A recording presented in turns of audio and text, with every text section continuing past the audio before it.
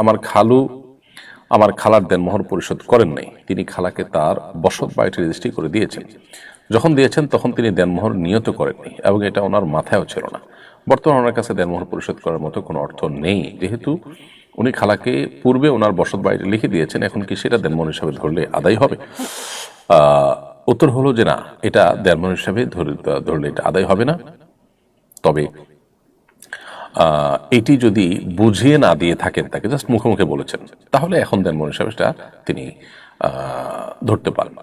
আর যদি তাকে এটা বুঝিয়ে দিয়ে থাকেন, হস্তান্তর হয়ে যায় বা তিনি এটা বুঝে নেন, তার দখলে চলে যায়, তিনি এটার ভাড়া উত্তোলন করেন বা এটা থাকেন বা যেভাবে হোক তার দখলে চলে যায়, তাহলে সেক্ষেত্রে এইটাকে আর মোহর হিসাবে ধার্য করার সুযোগ নয়, কারণ এটা দান।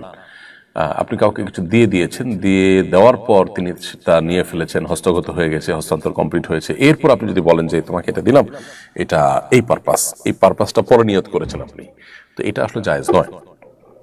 অতএব এভাবে মোহর হিসাবে সেটাকে ধরার সুযোগ নেই। তবে হ্যাঁ, মুখে বলেছেন, দখল বুঝিয়ে দেন নাই, তাহলে আপনার স্কোপ আছে এখনো সেটাকে আপনি মোহর হিসাবে গণ্য করার।